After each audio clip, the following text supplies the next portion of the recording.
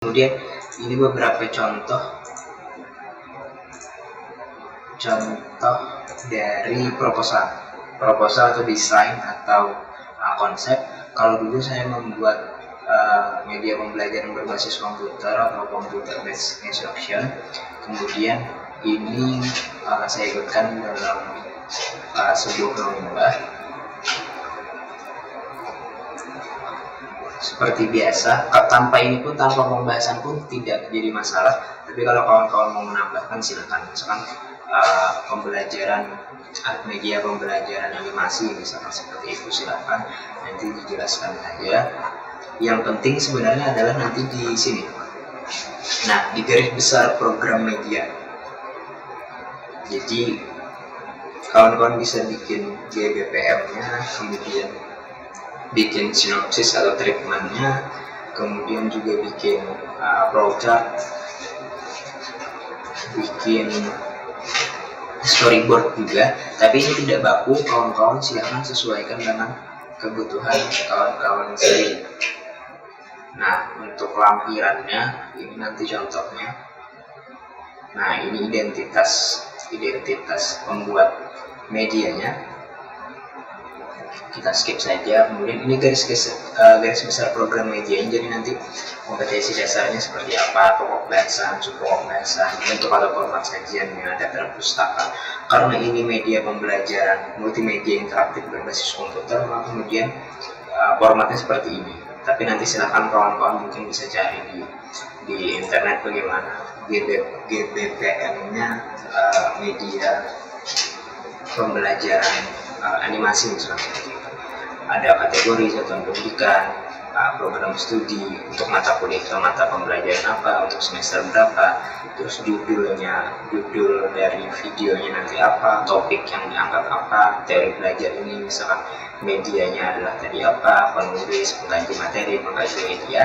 Pengkaji materi ini boleh ditulis Prof. Hamsi, kemudian pengkaji medianya atau ditulis dua-duanya Prof. Hamsi dengan saya juga tidak masalah. Kemudian produksi kelompok berapa, kalau mau kelompok diberi nama silakan, tahunnya berapa, referensi pengambil materinya di mana. Nah, untuk di desain produksi nanti kawan-kawan juga harus mencantumkan materi apa yang diambil dan penjabaran materinya. Misalkan di 1 menit pertama video adalah definisi, kemudian itu mungkin nanti masuk ke treatment ya. Misalkan treatmentnya adalah opening, kemudian setelah opening pengenalan kelompok, kemudian habis pengenalan kelompok daftar isi, misalkan daftar pokok bahasan, kemudian lanjut materi berikutnya misalkan adalah definisi, kemudian pendapat ahli, kemudian kelebihan kekurangan, implementasi, implikasi, kemudian juga penerapan dari segi guru, misalnya penerapan dari segi siswa dan sebagainya. Itu silahkan kawan-kawan sesuaikan. Makanya kuncinya adalah kawan-kawan harus pahami materinya dulu sebelum membuat media videonya. Karena yang di sini orang ketika kita presentasi kan kita lebih mudah menjelaskan. Ketika ada yang terlupa kita masih bisa menjelaskan, tapi ketika kita menggunakan videonya itulah hasil dari apa yang kita sampaikan seperti itu. Jadi tanpa penjelasan orang harus paham dari video itu terkait materi yang kawan-kawan bawakan. Ini flowchartnya, silahkan disesuaikan juga kalau memang dirasa tidak perlu, tidak usah dimasukkan. Ini storyboard multimedia interaktifnya. Cukup banyak sebenarnya storyboard ini. Storyboard di sini juga mungkin berperan sebagai naskah juga, karena cuma sampai storyboard tidak ada naskah, karena di sini cukup ada informasi untuk audio, teks dan sebagainya. Nah, nantinya di mata kuliah ini kawan-kawan kan membuat video animasinya. Nah, saya punya plan jangka panjang. Kalau nanti kita ketemu lagi di semester berikutnya, kita mungkin bisa belajar pembuatan media pembelajaran multimedia interaktif berbasis komputer, dan itu salah satu media yang tekpen banget kayak gitu. karena menggunakan teknologi pembelajaran digital di dalamnya. Kalau media-media lain kan mahasiswa lain atau orang lain itu sudah bisa buat lah seperti itu. Tapi kalau yang sifatnya digital atau inovatif seperti ini, kawan-kawan perlu juga kuasai. Ini contoh media yang pernah saya kembangkan. Selamat datang para mahasiswa program studi teknologi pendidikan dalam pembelajaran matematika. Kemudian Sebelum memulai perkuliahan hari ini, mahasiswa dipersilakan. di sini kita masukkan Silakan nama. masukkan nama lengkap dan asal perguruan tinggi Anda, lalu klik tombol login untuk melanjutkan. Nanti nama kita akan disapa di slide berikutnya. Ini petunjuk penggunaan. Nah, kalau yang hijau, kalau tadi kita mau masuk Pak, misalkan Fadil, halo Fadil gitu. Nah, ini yang tombolnya bergerak itu adalah tanda bahwa triggernya aktif. Kalau ini tidak aktif, jadi meskipun diklik dia tidak bisa. Nah, ini juga tidak bisa. Tapi kalau yang ini, nah kalau tadi kan dari segi gerak, kalau ini adalah dari segi panah. Kalau hanya panah itu berarti tidak ada trigger, meskipun diklik tidak berubah. Tapi kalau di sini ada tanda tunjuk atau tangan, kemudian ini ada trigger. Sekarang kita ke profil pengembang. Nah, maka akan muncul profil pengembang. Lalu kemana kita kembali? Kita kembali tinggal klik yang bagian di sebelah tombol power. Nah, kita masuk ke tentang program. Misalkan ini bisa di scroll teksnya. Kemudian kita masuk ke hasanah tekpen, juga bisa di scroll, ada referensi. Kemudian latih dan materi kita bagi jadi 3. Ini misalkan prinsip, ada 3 slide. Ini ada. Hai, jumpa lagi dengan Jairida. Pada kesempatan manfaatannya Audionya hari tepat terkait percakapan tersebut. Guru selanjutnya misalkan, nah kita kembali ke materi kedua. Ini ada video. Nah, nanti video yang kawan-kawan buat itu bisa ditampilkan di sini, dimasukkan di sini, sehingga seluruh karya yang ada di dalam sini adalah karya yang kawan-kawan buat sendiri seperti itu. Kemudian kita next, misalkan di materi-materinya. Kemudian kita masuk ke materi ketiga, ini konsep dasar, peralatan, ada gambar, ada teks, ada penjelasan. Nah, kemudian ada tombol konfirmasi untuk soal latihan. Kita bisa baca materi lagi kalau tidak yakin. Di sini juga ada informasi soalnya berapa, nanti ke soal seperti apa. Kita coba mulai kerjakan. Misalkan di sini media pembelajaran. Ini contoh jawaban yang mudah. Nah, di sini sebenarnya yang tulisan bahasa Inggris ini kawan-kawan bisa ganti menggunakan bahasa Indonesia atau menggunakan gambar juga bisa. Tapi saya tetap memilih fitur bawaannya saja seperti ini. Kemudian misalkan kita masuk ke sini lagi. Nah, ini contoh jawaban yang salahnya. Kita coba next saja. Kalau kita next dan tidak menjawab, itu berarti kita tidak mendapat nilai. Nah, ini misalkan, jadi tadi pilihan ganda ini benar atau salah. Kemudian tipe soal berikutnya ini kita coba mencocokkan, misalkan ini filter yang ini, kemudian besar yang ini.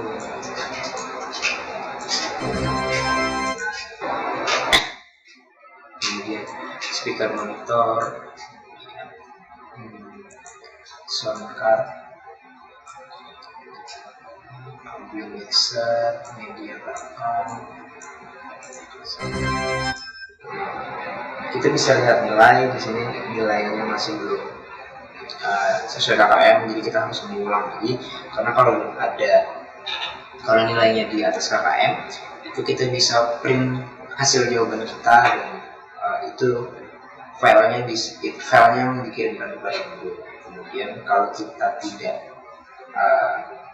nilainya tidak di atas KKM, maka kita akan tidak bisa keluar dari aplikasi ini, dan kita akan coba belajar kembali. Kita tinggal belajar kembali, maka kita akan mulai Selamat dari datang para mahasiswa waktunya program terlihat studi teknologi pendidikan di dalam atas pembelajaran mata atas kuliah kanan. pengembangan media audio dan Nah, audio. ini target jangka panjang Kita saya. semua Jadi akan kalau belajar mau dengan menggunakan media pembelajaran siap merdeka. media Siap belajar media video animasi semester ini tahun depan kita tinggal membuat media pembelajaran berbasis komputer. Nah, mungkin itu yang bisa saya sampaikan sebelum saya tutup. Kawan-kawan, saya ingin tampilkan nanti untuk di website masih belum saya update untuk materi baru tadi. Nanti saya coba update di websitenya. Kawan-kawan juga kalau mengalami kendala nanti di dalam website ini. Nah, di blog yang biasa kita gunakan itu ada label di bawah profil, di bawah arsip itu ada label.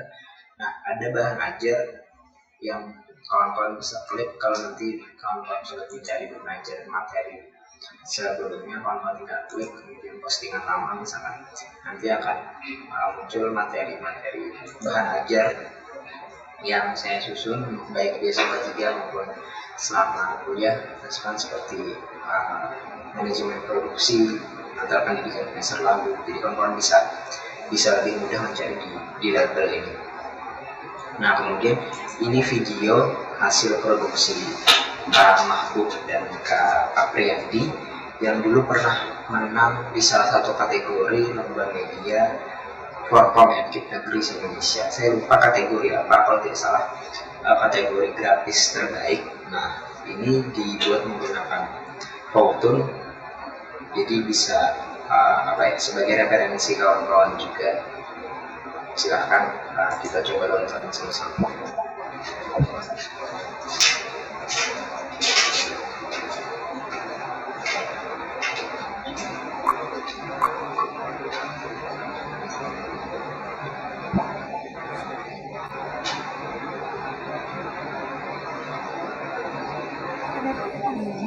Ada beberapa barang yang ada di rumah kita berasal dari luar negeri. Lalu, bagaimanakah kita mendapatkan barang-barang tersebut? Barang-barang dari luar negeri tersebut kita dapatkan dengan cara membeli langsung atau melalui perantara orang lain. Kita dapat membeli dan menjual barang luar negeri seperti itu yang disebut dengan perdagangan internasional. Pada pembahasan kali ini, kita akan membahas mengenai perdagangan internasional. Perdagangan internasional adalah sebuah proses pertukaran barang dan jasa antara dua negara atau lebih dengan tujuan mendapatkan keuntungan atau laba. Perdagangan internasional terjadi apabila suatu negara bekerja sama dengan negara lain di bidang ekonomi untuk memenuhi sumber daya di negaranya. Di dalam perdagangan internasional terdapat istilah yaitu ekspor dan impor. Ekspor adalah mengirimkan atau menjual barang ke negara lain dan negara pelaku ekspor disebut eksportir. Sedangkan impor adalah masuknya barang dari negara lain dan negara pelaku impor disebut importir. Beberapa faktor terjadinya perdagangan internasional. Pertama, perbedaan sumber daya alam yang dimiliki oleh sebuah negara. Kedua, perbedaan tingkat kualitas sumber daya manusia.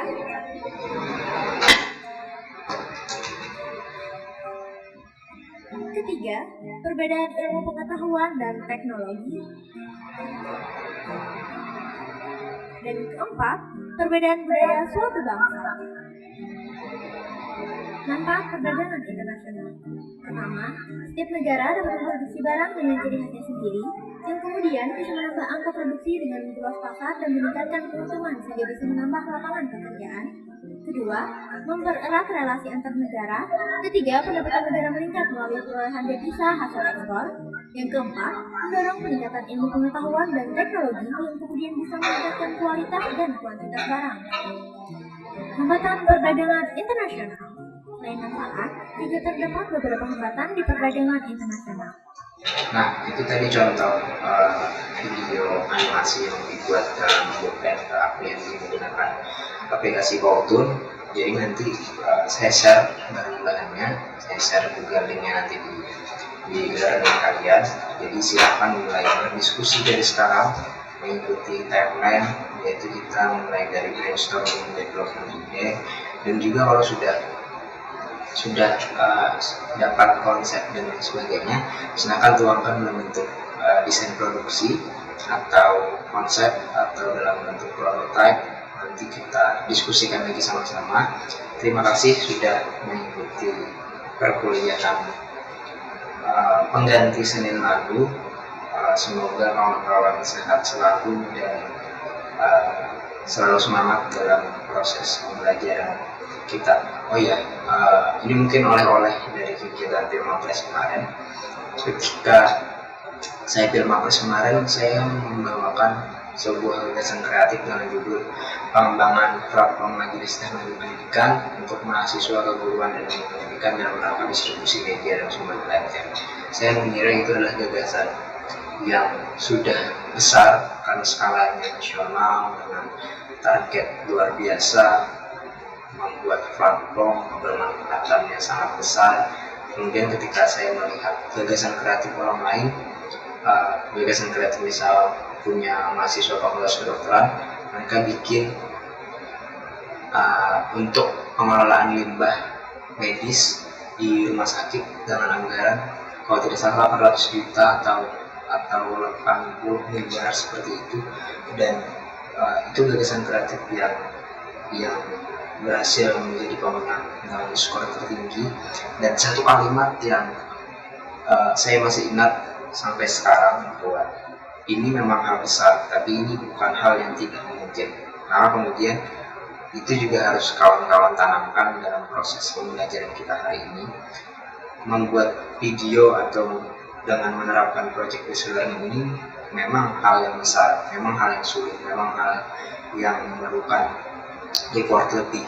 Tapi ini bukan hal yang tidak mungkin. Ketika kawan-kawan hanya berjalan di zona nyaman, di jalan yang lurus seperti itu, maka kemudian kawan-kawan tidak akan terlatih untuk menghadapi hal-hal besar atau jalan-jalan yang lebih besar. Sehingga semoga ini jadi motivasi bagi kawan-kawan semua, bahwa pembelajaran ini atau perkuliahan ini jangan dijadikan beban, tapi ini sarana untuk kita belajar. Karena satu kalimat juga yang saya bawa dari Kongres di Universitas Negeri Jakarta kemarin adalah habiskanlah jatah kegagalan kita sesegera mungkin agar keberhasilan itu bisa segera datang. Maka perkuliahan ini, pembelajaran ini, itu adalah tempat kita melakukan kesalahan agar nanti ketika lulus kesalahan-kesalahan lain tidak terjadi lagi dan keberhasilan atau kesuksesan bisa segera kita capai. Demikian kiranya perkuliahan kita hari ini. Terima kasih sudah mengikuti dengan seksama melalui tayangan video ini. Sekali lagi saya mohon maaf apabila ada hal yang kurang berkenan. Saya tutup. Assalamualaikum warahmatullahi wabarakatuh. Wassalamualaikum warahmatullahi wabarakatuh.